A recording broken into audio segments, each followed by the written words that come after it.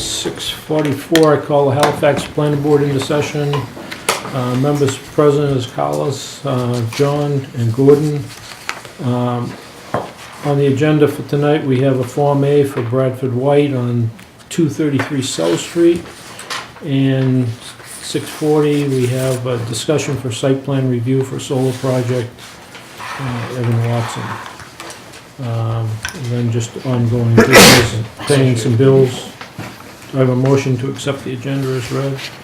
I'll make a motion. A second.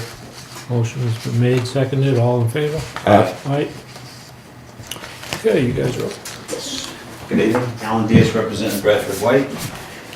We have a Form A that we submitted 3 or 4 weeks ago. That's the one we looked at the last meeting. Yeah, we're just looking for COMCOM guidance, right? Correct. Yeah, I just want to, this line was put on back in 2004. I had it delineated, and I was a contractor at the time, and I do have the report. We filed a request for determination of applicability. That was approved, although the work was 172 feet from the house. He has since changed his mind. The existing foundation is there. The house is not going to be built by him. When he bought this land originally, he intended to subdivide it. That's why the adequate frontage and area. The only caveat was the wetlands. So now, I think he bought it in 2004. We're back with that subdivision, and I guess the question you had was this wetlands line. And again, I have the report, had it delineated, and have a request for determination from way back when. So that IDA line actually would stand in perpetuity. Okay. So they said it was not applicable to the previous development? It was, okay, what happens with a request for determination of applicability is you do a filing. In this particular case, we had a positive determination. Oh. Excuse me, we had a negative determination. A negative determination means that there is going to be some work in the buffer zone, and that work was limited to 75 feet from the buffer zone. Okay. Positive determination would have required a notice of intent. Okay.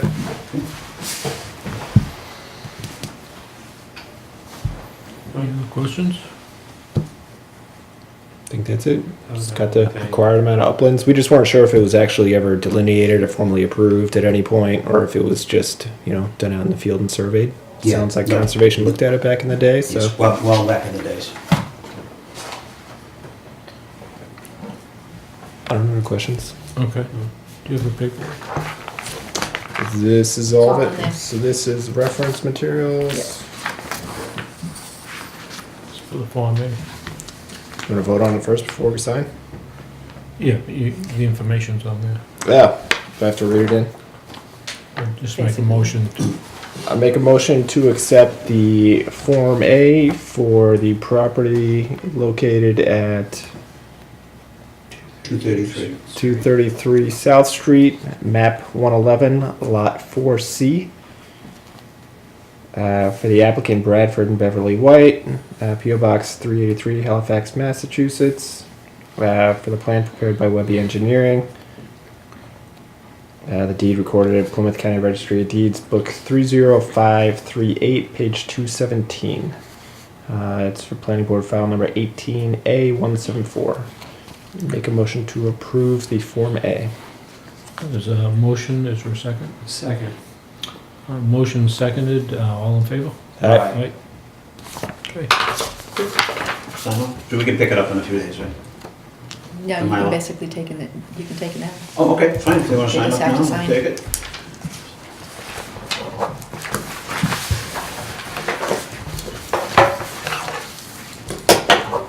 Today is the 15th, right? Yes.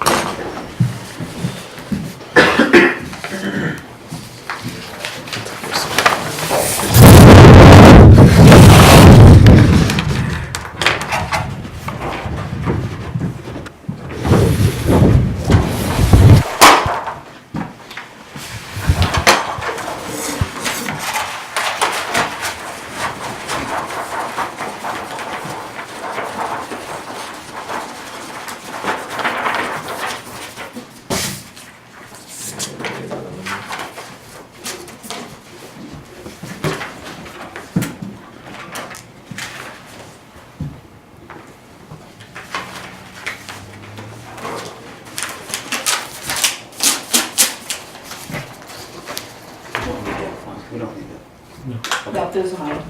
Thank you very much. Okay. Good night. Thank you very much. Have a good evening. You as well.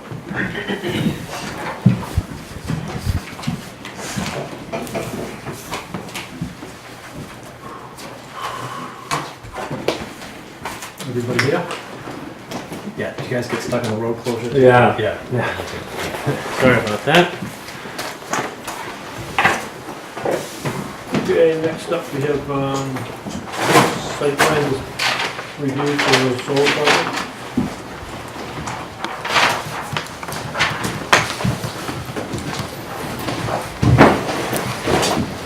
This is off of River Street. Yes. Do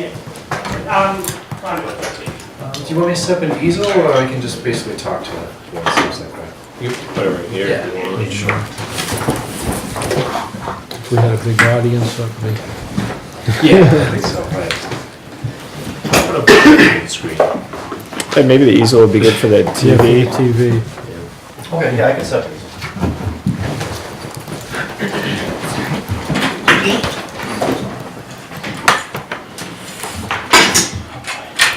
Was it silver last time? You did the original, survey. The existing condition plan. Yeah. Yeah. That was somebody out of Lakeville, right? Yeah, Brian.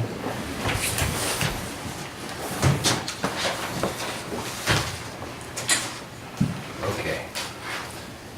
Good evening. Members of the board, my name is Evan Watson from Prime Engineering. I represent Halifax Solar. With me tonight is Bob Grant from Halifax Solar and his counsel Ed Angley. Thank you. So we are filing a petition for site plan review for a solar farm off of River Street. The other permits that we need to get, we are before the Conservation Commission right now with an INRAD to delineate the wetland resource areas. We also filed a notice of intent with them to get the work going. So this plan that I show here is just what we filed with the Conservation Commission, which shows the wetland resource areas and the property at large. It's located at the intersection of River Street and Pratt Street. Right now, there's a little aviation club using the property, but this is basically all an open field with a wetland resource running through the middle, wetlands to the north, and there's a ditch to the south. The site has an existing access road here and here.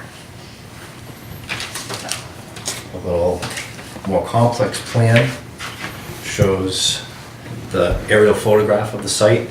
You can see this area is a little more maintained for the model aircraft people. The existing road is shown here in orange, and there's a couple little outbuildings here. And then there's a road that goes to the rest of the property. I've highlighted the wetland resource in blue, the floodplain in yellow, and the property in green. Is there a perennial stream running through the property too, or is it all just wetlands?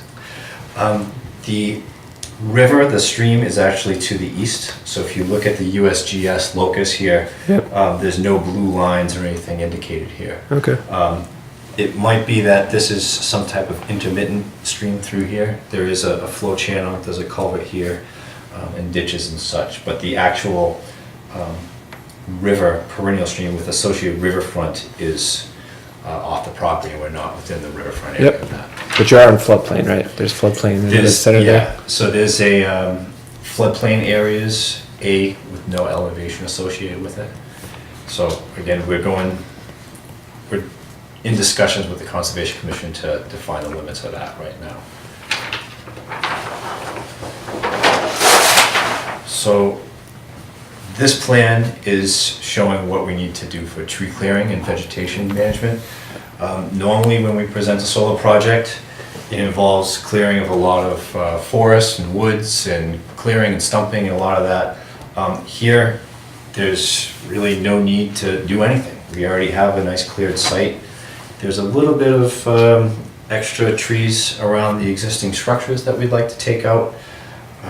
And where it interferes with any of the infrastructure, we would clear and stump.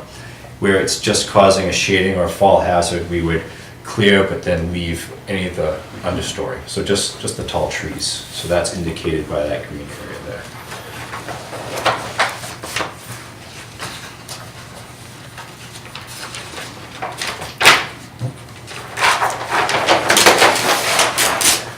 The next plan is, what do we call it? The grading and erosion control plan. So we will be subject to a NIFTY's general construction permit because we're disturbing more than 1 acre. So we'll need a SWIP. And we are also responsible for controlling our stormwater through the stormwater management regulations. So with that, we provide silt fence in specific areas where we're adjacent to the resource area. We have areas delineated for stockpile management, and any area, there's a little valley right here where we may see some concentrated flow. So we've indicated to put in some check dams. This plan also shows the access road. So from River Street to the central portion of the property where most of the equipment would be located would be a gravel road, and I can go through the detail of that at the end. And then beyond that, we have an access road to the rest of the site, and for that we're proposing a gravel road, but in the top, I think it's 6 or 8 inches, to mix with a little bit of topsoil, so it's a plantable gravel road. And then we would indicate the limits of the road with like a little reflector post, so we know where to go and not sink it. We anticipate that this road would be traveled maybe once a month at a maximum by somebody that would come by, more likely once, twice a year. The utility wants to have this access road readily accessible and a little more durable. The rest of it would just be if a panel needs maintenance or there's something here that needs to be tweaked. So that's why we didn't really put a full gravel road there. And if you can really look at it, the amount of road that we had previous to now is about the same.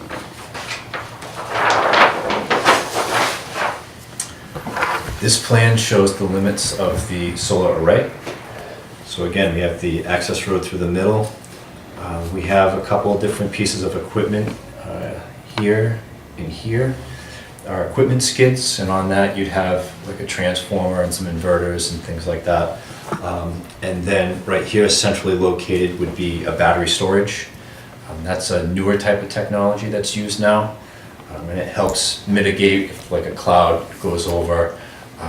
If you can imagine a 5 megawatt slug of electricity turning on when the cloud goes away, the cloud comes and it shuts off. And so it's like somebody just throwing a big power switch off and on. And it's not that great for the utilities. So we can do a little bit better, and there's some better incentive. They're trying to incentivize this type of system where if a cloud comes by, the battery's nice and charged and can let the power still go. The cloud goes away, it comes back on, charge the battery back up. The other thing I wanted to highlight with this plan is we have this little dash line in here, and we're trying to stay outside of the 100-foot buffer zone as much as we can. In all cases, we're staying outside of the 50-foot zone from the wetlands, except for where the existing road comes in. There's already a road there, we're actually pulling it back just a little bit, but we want to try and minimize the amount of disturbance to the land as possible. So the goal is to reuse the location of the access road as much as possible.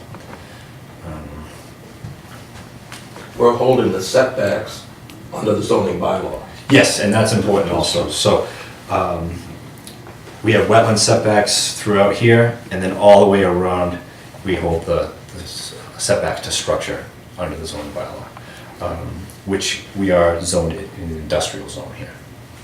And there is a fence along the proposed property line, right? Or the recently created property line? Yep, so there's a fence set back a little bit, comes right up to the road for the gate, essentially follows the property line.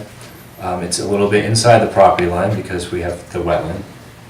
Through here, around this way, over the ditch, and then back close. So it would be completely closed off. And that was a 8-foot fence, and there was a gap at the bottom for the wildlife passage. That's right. It's either 7 or 8 foot. Seven barbed wire on top.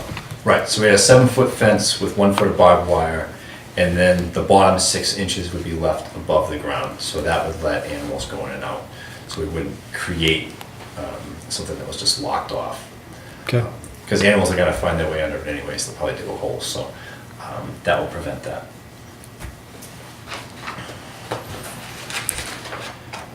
And again, when the access road comes down to the south, there's an existing access road here that we would just utilize. I believe there's an easement for that. We have some details.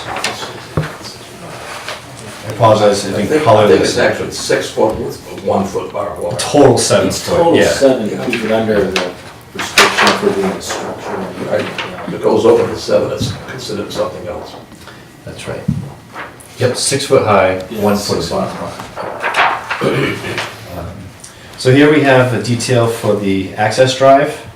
So where we would come in for the main access drive, we want enough width to satisfy the fire department. So it's, I believe, an 18-foot wide, but the middle portion would be the actual gravel portion that you see, and then there'd be shoulders on the other side. Once you get beyond the battery storage equipment, it would just go to the permeable sub-base cross-section. So the top 3 inches would have the topsoil mixed in so we could plant grass. We had a discussion with the fire chief on 2 separate occasions, and whatever he wanted, we said, you got it, and you're a good fire, we're not gonna argue about it, just tell us what you want, and we got it. We're also gonna give him some money for training. Right, yeah, typically on most installations, the emergency, whether fire and police, they have some training provided. There's signs that are indicated with, as far as complying with electrical code, and that will say what type of equipment is where the main shut-off is, how to open the access gates, if it's a key or knock box, however the fire department wants to. Knock box. It would be a knock box, right? The last page, a few more details, mostly relating to erosion control, mulching, blankets if needed, some of the silt fence, and then notes relating to erosion control. And then there's a couple details about the battery stack, the reflector poles, what are they? Oh, and the string inverters and the fence. Somebody, I think it was you who said, could you put some plantings along River Street? Yeah, I think, He yeah, said, the boss said, sure. yeah, some sort of, I guess perennial foliage and some arborvitae or something like that that would help screen it, so it's Yeah. not just, you know, a big barbed wire fence Not a along big problem. the main No, no, roadside. understood, yeah, I mean, I think we're gonna have a no-cut area outside the fence between the fence and the edge of pavement, right? So That's right. there's going to be, we're not clear cutting. Right. Yeah, but those aren't the greatest trees there, right? I think it'd be nicer to have some that screened it a little bit better. I think if we have somebody that knows what they're doing, they could go in wherever there's a missing piece, they could fill it in and make it look natural, not artificial. Yeah. Yeah, so, as he was saying, there's probably a 20-foot space really in between the trees and the fence. So within that, we could plant, arborvitae is a common thing that people see with the deer, tend to get right on them and either eat them this way or they don't grow to here and they're. Yep. So I usually spec out Leland cypress. It's non-native, but the deer don't eat it. And it looks about the same. If people drive down the road, they call it an arborvitae, but it's a little more conical. Okay. They work out great. So yeah, we could do that. I think we would ask to have that limited to the frontage of the property. Yeah, I think that's all we were asking for. Okay. And then it would essentially be to infill any gaps, like we were saying there. So maybe check out some spots. And if there's big holes there, we could fill them in. Yep. So, you guys have any other questions? We're waiting input from the other departments, I believe, right? I think there might have been questions about the because the floodplain now is a floodplain overlay zoning district, right? So we've kept all the infrastructure outside of that line, so other than just this small portion of access road that goes through it, but it's at the same elevation as it is now. There's no change in elevation. So is that an elevation line where that floodplain is? That's the line that's scaled from, that's taken from the FEMA map. It closely follows, it's about elevation 30 throughout. 29, 30, somewhere around there. And the topography that we're using is the topography provided by the USGS that they really used to develop the FEMA maps, so. There wasn't a flown survey? You guys are using GIS information for the... No, it's the not contours? GIS information. So on the survey that we have for the ANRAD, we have 2-foot contour interval. Yep. That was actually surveyed. And we took in the LiDAR, which is from USGS, so it's a lot better than the regular GIS stuff that you can find on Oliver. Mhm. When you read the description, it really says that you can use it for about 1-foot contour intervals, so it's pretty good. If you compare the topography that we show here with the topography that was surveyed, it's within the 1-foot tolerance for 2-foot contour intervals. So we used this because it went beyond the scope of, beyond the limits of the property. Mhm. And there's, other than maybe, there was nothing that was critical on elevation if it was off 6 inches here or there. And where are you guys in the conservation process right now? We filed both ANRAD and notice of intent. Due to the storms, we've actually got delayed. We were hoping to have the ANRAD meeting prior to coming here, Okay. but that got delayed until I believe it's the 20th. And we're still waiting for some comments back from some of the All the departments. departments. From all of them, except for fire. Fire gave some Yeah, comments. fires also, yeah. Okay. So basically, they'll be back on April 5th. Okay. For any other type of determination. Yep. You guys aren't asking for waivers of any kind. No, I think there might have been one small submission waiver to have the plans shown on 40 scale plans. But just because of the nature of the project, it didn't make sense. But other than that, there was no waivers required for the site plan review itself. Okay. How far do you have to go for power to make the connection in the right of way? There's an existing power pole right there. So we'll have a pole farm. It might be slightly different than this. The utility usually determines the exact location spacing of this. Yep. But it will be all underground conduit until we get to what's being referred to as the pole top recloser. So there'll be a riser pole with some equipment mounted on it. Then there's the National Grid revenue metering pole. So that's the meter, that's the thing that we like to go up. And then the disconnect switch right here. Then there'll be one wire that goes to the existing pole, and that's where they You tie looking for it. planning board? No, is this the Twin Lakes board? No, go right through the kitchen area to the left. Okay, thank you. Sorry. That's right. Yeah, so that's the other great thing about this site is there's not a long run that needs to be upgraded for utility. So it's National Grid and there's enough infrastructure on their poles there to be able to support the power that's going to be generated from this? No, there's infrastructure, but it is gonna have to be upgraded. Right now, there's single phase, and Okay. they're gonna have to bring down 3-phase. So that's probably gonna entail, well, we don't know, we're in the middle of the system impact study with the utility. Okay. So whatever I said was just my gut, but I don't think there's going to be a different pole set. There may be new poles in the existing location Okay. to pick up the 3-phase, but I don't think they're gonna be incremental poles, but again. Why is that? Can you share why you would have to have new infrastructure? Is it different separation on the wires that they would have to install taller poles or? I think it's heavier wire, it's the age of the poles, they look at it and they say, okay, fine, I've got a pole that maybe we put in 20, 30, 40 years ago and it's just carrying single phase. And then he's gonna have to pay for it, so you know perfectly well they're gonna Yeah, get whatever they want. unfortunately, that's part of the way it's structured. We get to pay for the upgrade. Okay. So, With all the power outages we've been seeing lately, is there any chance it goes underground? I have never heard that discussed anywhere, so. Okay. Do they put three-phase underground? I don't know. Yeah, I don't think, honestly. I've never heard them talk about it, so, Okay.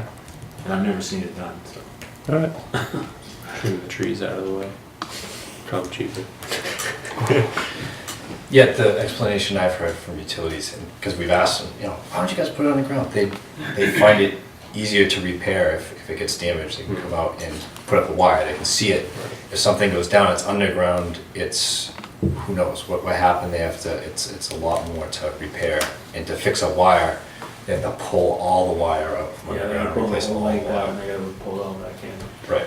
Some years ago, the Cape Cod Commission wanted to talk about having Commonwealth Electric at that time put all the wires on the Cape underground.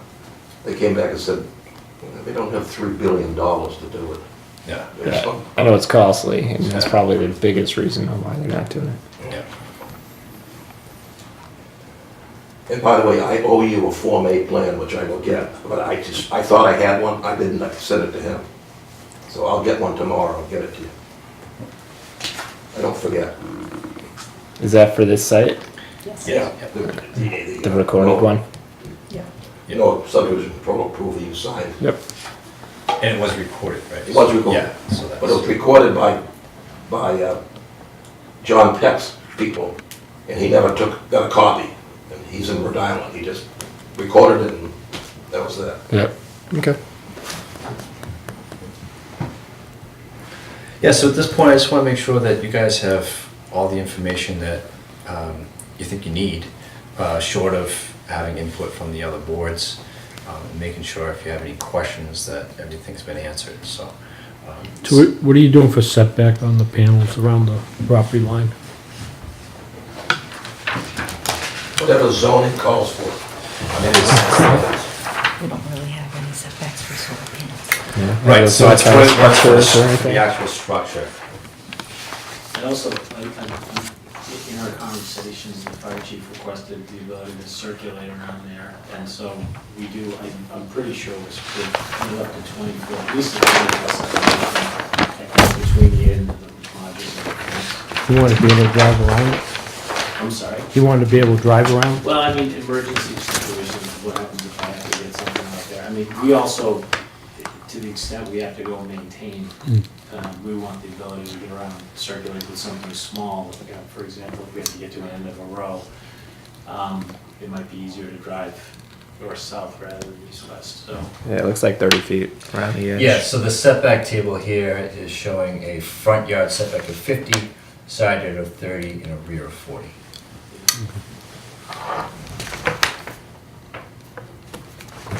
And that battery storage is going to be in a structure of some sort, and that's really the only main structure on the facility, or?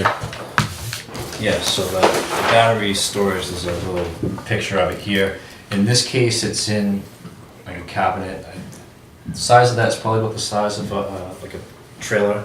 Yeah, it basically comes in a self-contained unit, and it sits on a small pad. Okay. So there's no extensive footing or anything, or extensive underground. Yeah, and that's the only real source of impervious area with the pads. As far as drainage, we're not changing the drainage patterns, characteristics, or flow off-site. So I've presented the drainage calcs, and what's going there right now is what's going to be going places afterwards. And that's basically because we're leaving the grass as a meadow. And mounted on posts? Yeah, so we're using Driven posts. Terraform? Oh, No. driven posts? Yeah, we use like a Valley steel 8-inch web kind of thing. About 13 foot on center kind of. For space. Driven into the ground 3 feet or 4 feet or something? It all depends on what the Soil. soil conditions are, but typically we try to get down 6 to 8 feet. Usually across. I mean, it's a little less pervasive here than some other places, but Yeah.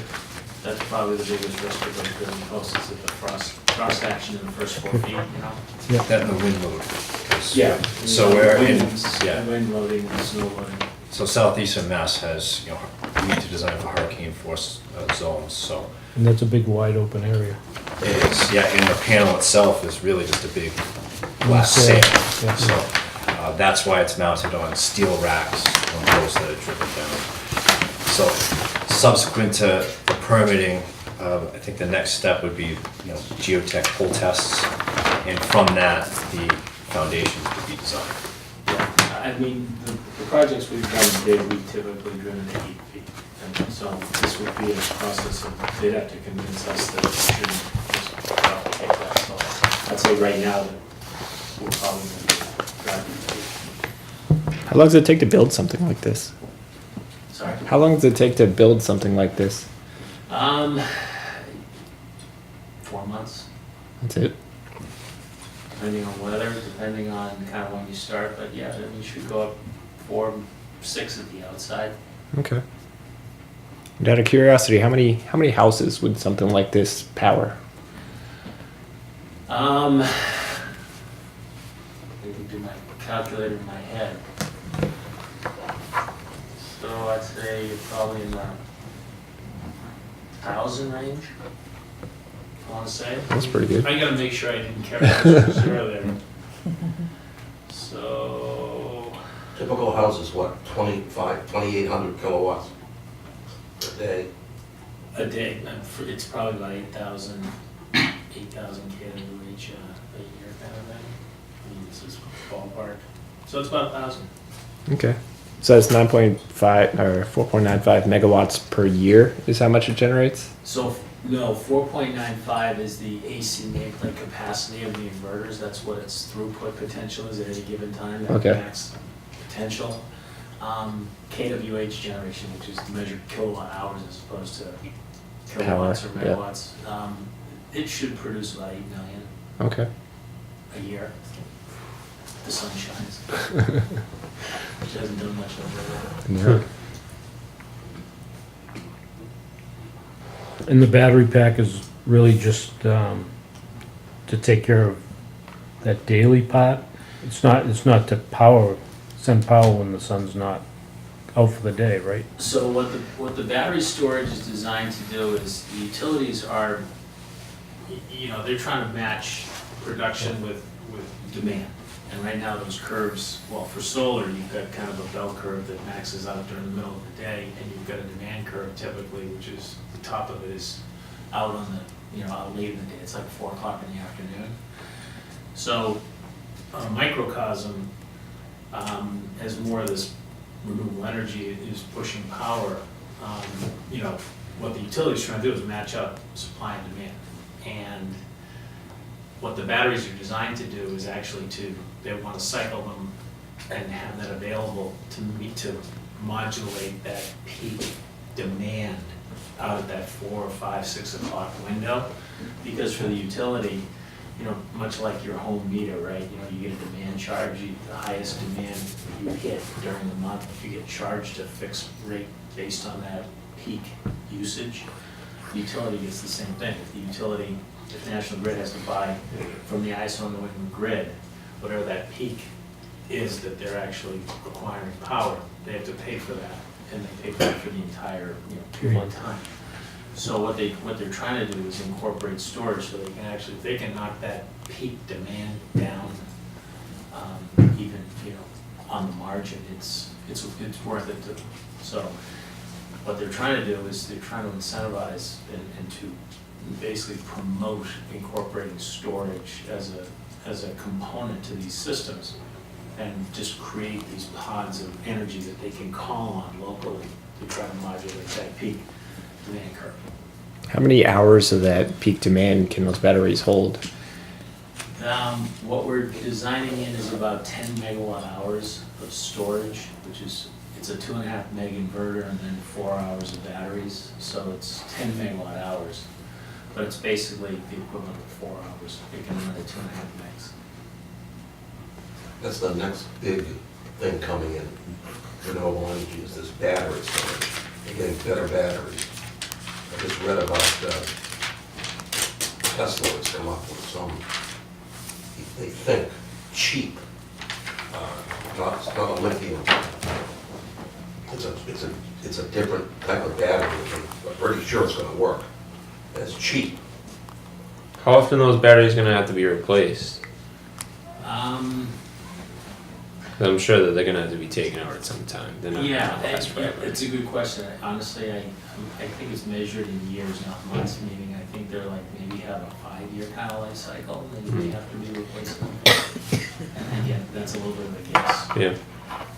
I'm not an engineer, I don't play one on TV. Yeah, I mean, I'm just curious. I'm sure they're not, if they're the size of a trailer, basically. Well, They're gonna- the unit looks like a trailer. Right. But the individual- height of it, though, is probably that same height, right? 7 foot? It's about 7 exactly. Yeah.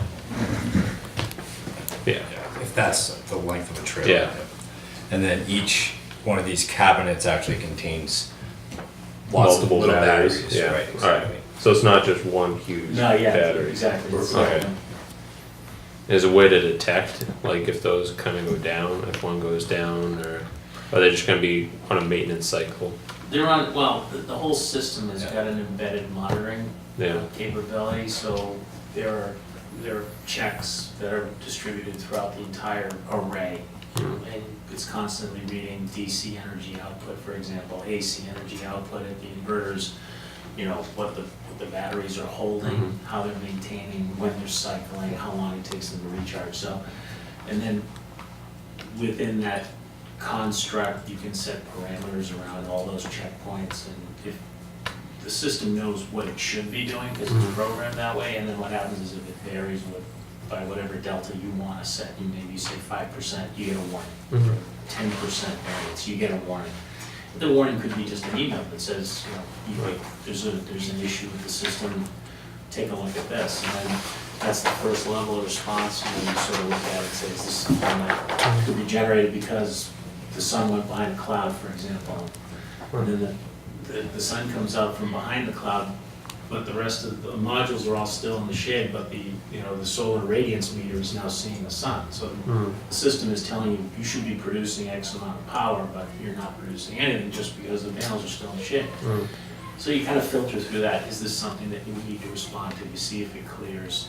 If it doesn't, then you go through a series of kind of checks, and then eventually you mobilize somebody to the site if there was an issue, kind of thing.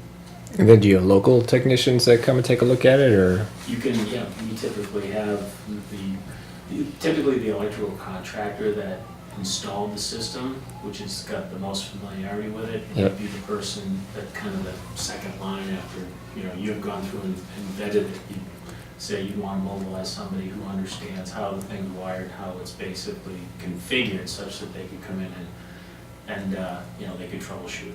Okay. Sorry to ask a lot of questions about the batteries, but I'm not super familiar with the Tesla batteries, but are they lithium by chance, do you know? I believe that's true, yeah. Because the only, leads to my next question. Lithium, if it's punctured and meets air, is highly flammable.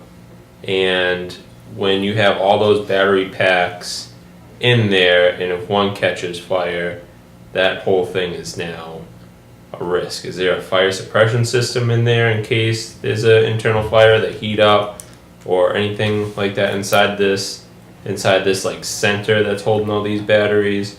Or is it just are you gonna wait for the warning to happen and then just someone shoots out over there and checks it all out? I don't know if that even came across the mind of the fire chief. I just know that lithium battery packs are extremely dangerous. This is, I need to go back and look at, we're still sort of designing Yep. the interior of this, and I'd be speaking out of turn if I told you I know exactly how the thing is going to be configured. Yeah. So I'll get back to you with an answer on Alright. that if I can. Yeah. Thank you. I have a little information on Alright. that. Some of the battery systems I've looked at, and I don't know if this one in particular, but they usually have a climate control system inside, whether it be a heater or air conditioning inside to make sure that they're at the right temperature. Because you can imagine if you leave your cell phone out and the sun shines on it, it says high, It's too hot. too Yeah. hot, it shuts Yeah. off, because the battery's going to be bad. So they do have some type of climate control inside. Right. And I'm not 100% sure about the fire suppression, but I want to say that in some of the meetings I've had about the batteries, that was brought up as well. I think Okay. they do, but we should probably provide more information on that. Yeah, like I said, I'm not familiar. I'm sure Tesla has some sort of ingenious, We don't know makeup. that he's a Tesla, I just Oh. said that I had been reading an article. Well, No, on I the thought it plan- said Tesla on the plan. on It says on the the plan. spec is for the Tesla lithium-ion battery. Right. But you were referring to a different technology. Yeah. Right. Beyond lithium-ion. Yeah. Right. So yeah, I'm not sure what they've designed and what you're potentially going to be getting. I just know that it could potentially. It's being up against woods and everything like that. If that structure, even if it's whatever it's made out of, metal, whatnot, even if it catches fire, I mean, that's all going to be burnt. Right. Because it's going to go up fast before the fire department can probably even get to it. Right.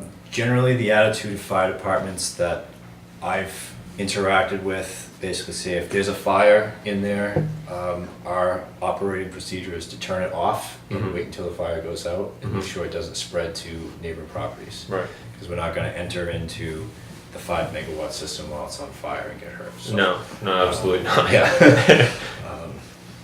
When I change a light bulb, I throw a main switch. Yeah. Right, so that's what they do. They turn, and that's why the main switch is right up at the front. Right. They throw that, and then make sure goes that there's off. no issues Yeah. around. But basically, that's shutting the electricity off from leaving the site, right? Right. Or from there's protections to go back in, but yeah, it's to de-energize it because if there's a fire, who knows what's going on? Yeah, it's, Doesn't necessarily mean the panels aren't still producing electricity. exactly right. If the sun's shining. Yeah.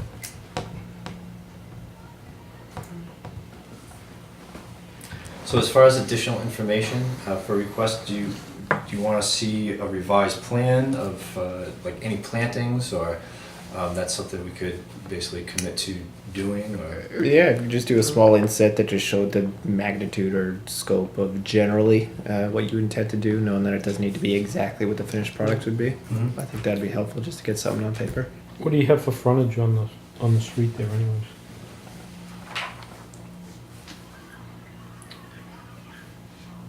it's at least 150 feet. I know that. So it's on. Yeah, more than that. You got it on that plan right Yeah, there. it's 493, almost 500 feet. Yeah.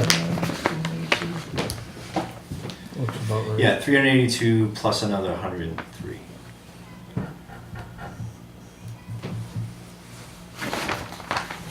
And solar is obviously a permitted use here, right? Yeah, we don't have any regulations against. Do we have any regulations that specifically Except for allow? the I2 zone, Hmm? except for in the I2 zone. Yeah. It's a permitted Industrial. use. In the I2, under site plan Except the review. I2. Oh, I'm sorry, except for I2. Yeah, Right. in the industrial zone that we're in, Right. it is allowed Okay, yeah. with site plan review. No special permit required. Or But do we need a special permit for the floodplain overlay? Is that from planning board or from zoning? That would be conservation. No, the special permit would be from one of us, wouldn't it? Special permit to, Develop in a floodplain? we're not constructing anything in the No, floodplain. that'd be more with, Oh, so even the access road and all that, that's just in the buffer to the wetlands, Yeah. that's not in the floodplain? There is, the only thing he's got is one little piece of the access in the back, Road's pre-existing. yeah, the entrance road is pre-existing. the one in the back corner. This right here is essentially going to be, it's grass now, it'll be grass again, but we're just modifying it so you can drive over it. Hard. And this little section of, I guess maybe a portion of the fence would be in there, but I don't know if that qualifies because it's not a structure. And the road is also not a structure, so. Yeah, I don't know either, if just work in the floodplain, if you should formally submit something or if you shouldn't, but. The building inspector didn't Okay. have any problem with it. I don't know if there is a problem, he didn't have one. Okay. We take a look at that in the regs. Yeah, that just might be something to cover yourselves if you want to do it.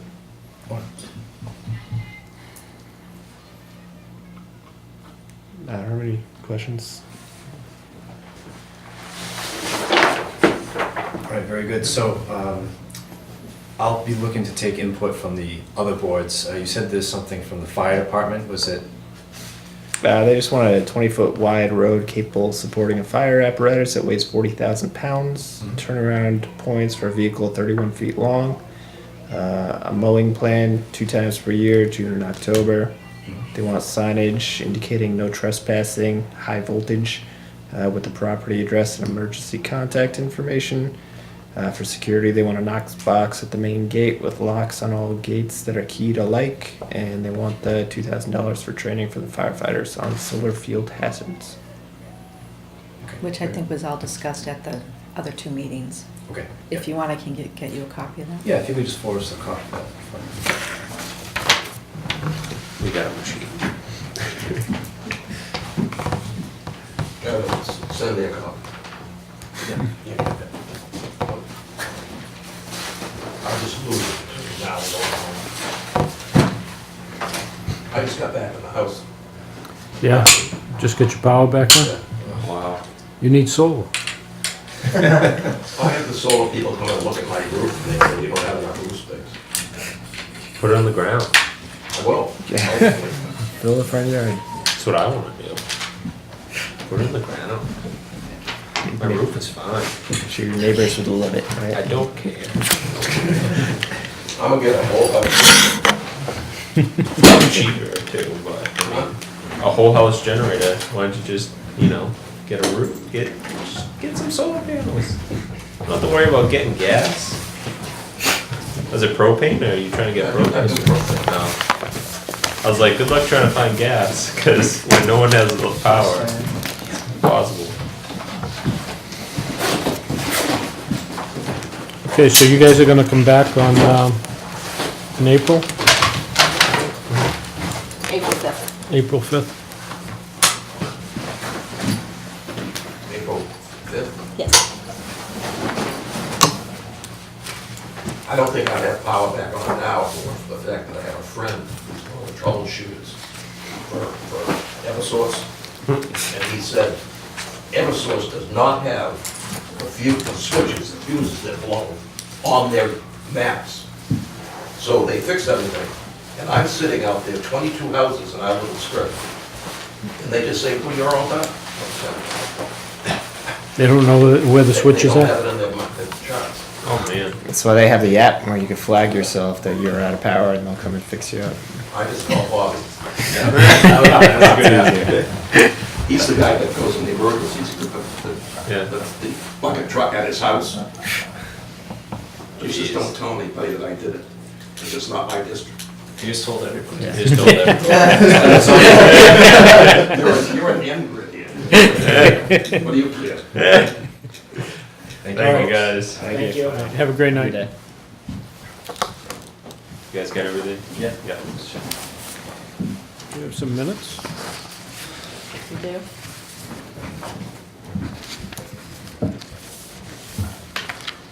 Let's see, I did get March 1st done Good earlier job. today. Crushed It it. was a crazy couple of weeks with the storms and everything, so.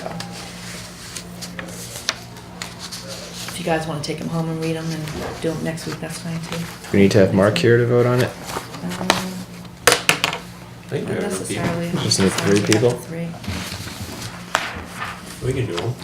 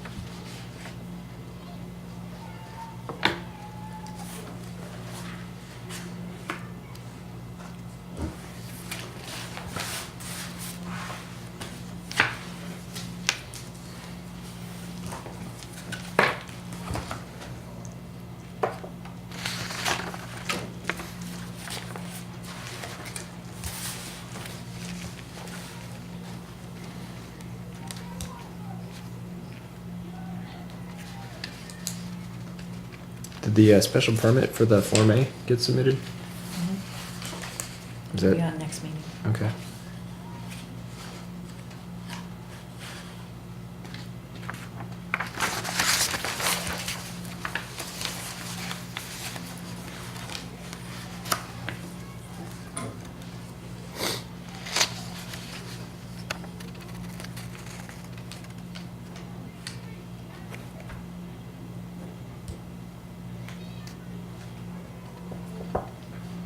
Thank you for emailing these, by the way. Gives me good reading material.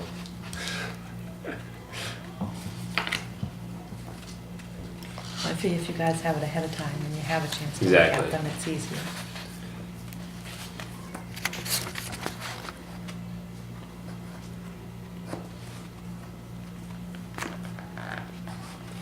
Is 320 Montpasset coming back anytime soon?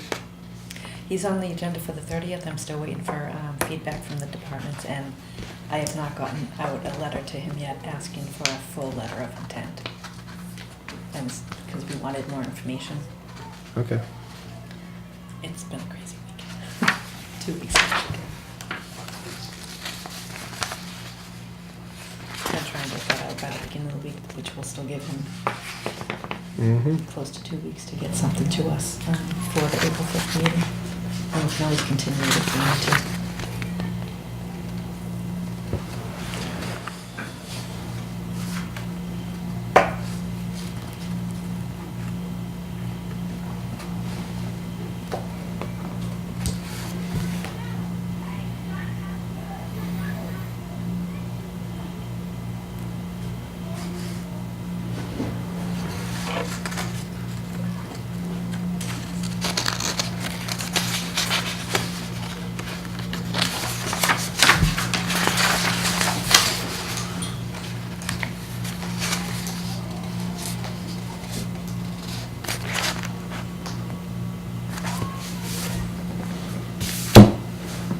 Joe's Excellent. Famous Pizza up and running?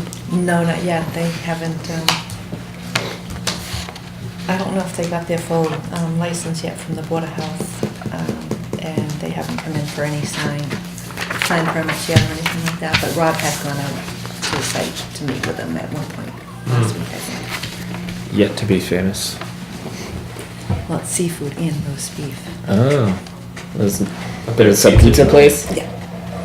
But he doesn't want to concentrate on just pizza. He wants to. So the place should be called Famous Seafood and Roast Beef and Pizza. Yeah. Just Famous flows off your things. tongue. Should just Yeah, be well. things instead of pizza. Famous food. Stuff.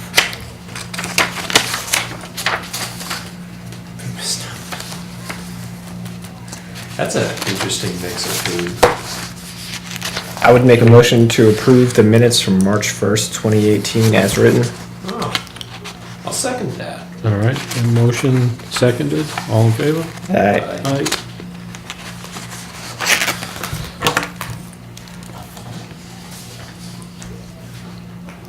Got some office supplies too. I did. I had to get some big folders. The big brown folders. Look at that. Accordion folders. Yeah. Like it. I didn't know if we wanted to discuss this unregistered vehicle permit application again. Oh, did it get kicked back to us? No, we decided to postpone it and wait till today to, I thought we decided Discuss to again? not act on it and allow Yeah, we the decided other. to not act on it. we want to continue to not have. Alright, Do we have any comments? I think the Board of Selectmen should talk about it. Well, they waited, Yeah. but they want Our comment about it? our input. Well, if we want, if we require a site plan of any sort, or if we don't require a site plan, or if we have any comments, questions, concerns. Can the Board of Selectmen determine whether or not if we have to do a site plan? No, that's really up to us. but the thing is, they're not proposing to build anything, right? They just wanna get a permit to park cars. Unregistered cars, yes. Can we see how the discussion goes on the Selectmen's meeting and then have them be pushed back to us? No, because They I have to don't vote think, right then and there. I don't know if they have to vote it right then and there, but it is a public hearing. I don't think they have to act on it that night. So you are, I'm following you then. I just don't. We could certainly just say we do not have any, we'd like to take no action at this time.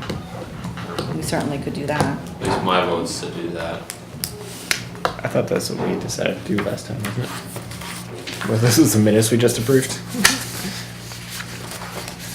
Yeah, I thought we were taking no action Yeah, at that it says time, and take we were no gonna action. postpone and hold it for, or table it for tonight's meeting. That's what I thought we were doing.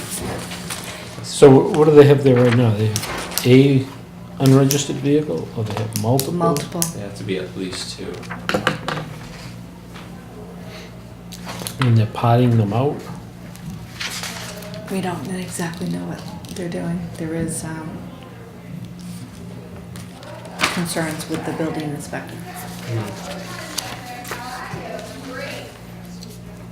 I imagine if they wanted to store vehicles on their property, it'd be a quasi-commercial use, and they'd have to submit some sort of site plan, right? Yeah. You have to then call it commercial use. Get a Or- special permit. Yeah, whether or not That's it's commercial basically use or. The applicant's, Follow-up Response. Yeah, so we question. did file something. yes, Is that's with the, there any well, that's with notes? the Board of Selectmen, it's not necessarily with us. Yeah. Any notes from the building inspector as far as what he sees? He's still working on it to Okay. give to the selectmen. I think we should postpone it until we hear if we can get some notes. When's the hearing? The 27th in 2 weeks. Couple So of it's days. before our meeting. Yeah, so we're not gonna meet anyway, so. See that, Chris? I'll go. I'll be there.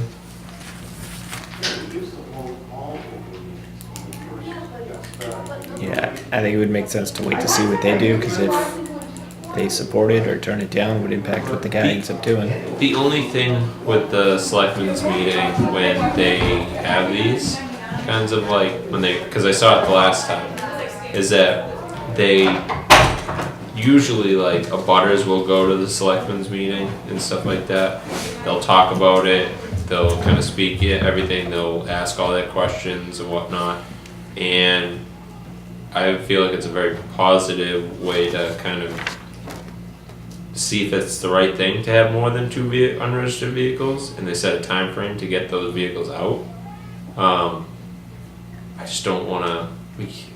Because what are the two possible outcomes, right? They either support it and grant the application, or they say no, right? And if they support it and grant the application, if we didn't require site plan review, then they could just leave everything there as is. Or I imagine they could give them conditions with that approval, right? Right. Is that your car? I don't think it is. It sounds too loud.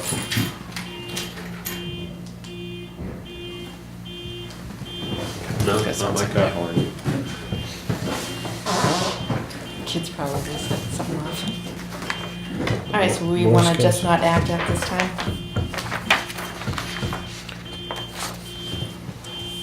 That sounds like a viable alternative to me.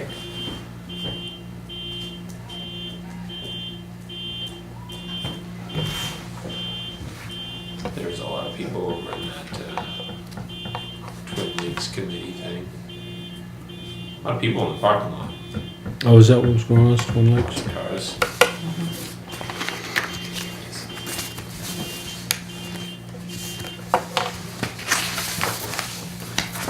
Is everybody okay with not acting until it's time to act? Do we want to make a motion and vote it, or? Do we even need to?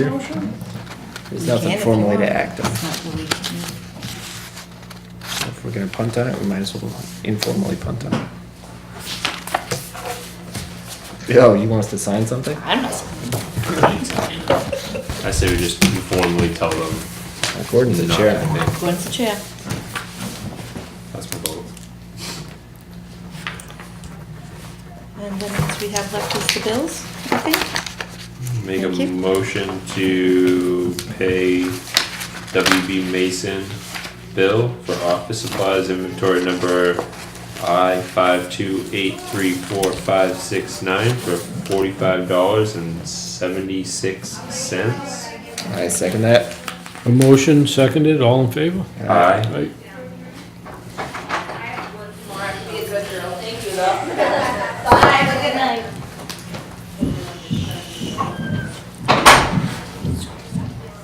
There's no date on this one, right?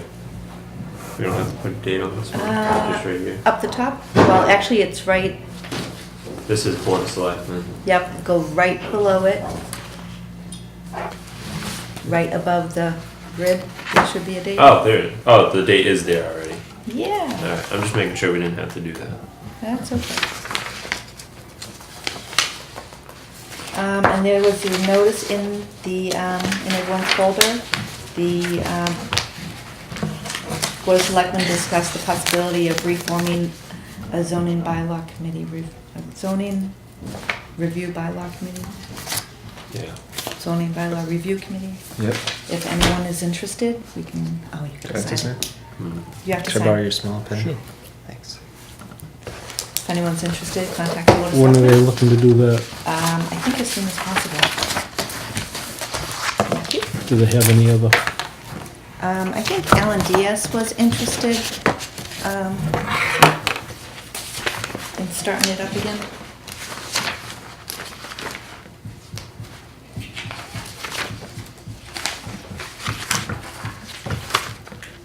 And that's just for zoning bylaws, right? Not all the bylaws? Correct. Is that a 5-person board or a 5-person committee?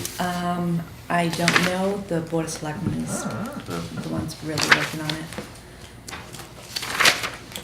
So it's a voluntary committee, right? It doesn't even need to exist as a whole. It's voluntary. Does it need to exist as a whole? It's gonna be temporary, I'm sure, until Yeah. we can get through the zoning bylaws and get some of the stuff that needs to be corrected and go to town meeting and, Because there's a number of things being discussed. It's There's the another number of multifamily, things. it's the in-law apartments, it's all those other things. yeah, and there's more and more things that, as the zoning enforcement officer comes across things, we're finding more and more stuff that needs to be addressed. Is there a running list of all those various things? Not necessarily, we really should be writing them all down, but he does talk with the town administrator from time to time when he Okay. finds stuff, so Charlie is in the know. I'd serve on I would potentially, depending on what the time commitment is. I guess that would be up to whoever decides to be on the committee, how Yeah. often they wanna meet, what So they is wanna the- tackle, it. Committee gets formed. It's set up a schedule. yeah. I think it should be like 3 times a week, Oh my god. at least. Yeah. I think it should be just 6:30 in the morning. I was thinking like noon, noon to 3. The planning board / zoning bylaw committee. Jeez. We're Yeah, getting into like 11. Must have come off that plan, huh? Mind if I just flip through those? Is there anything interesting in the mail? No big And I think projects? that's it. Didn't see anything from Halifax. Nothing for zoning Halifax. We haven't been able to get to, Hmm? we haven't been able to get to, any Meeting? changes, No. Zoning zoning. committee. Oh. No applications, I meant. No, They wouldn't show Anything it in here, Halifax? right? no, all the applications are fairly, There was nothing from Halifax in here, is what I was saying. no, I don't One think so. from Hanson, Plumpton. Suppose I should be a little bit better at that, huh? If I get any applications from zoning. They usually Marijuana, like remote Bridgewater. apartments and- But no, I don't think we've received anything for, Everybody's changing their zoning, huh? It's all marijuana related. Anything more on that stuff for River Street for the marijuana? haven't heard any I thought about the that. selectmen were having another meeting.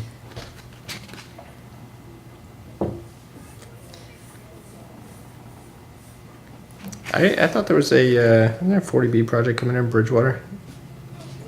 Down by the school? No? Bridgewater or East Bridgewater? By BSU, that'd be Bridgewater. That is pretty Bridgewater. I honestly don't have time to read these when they come in, so I have no idea.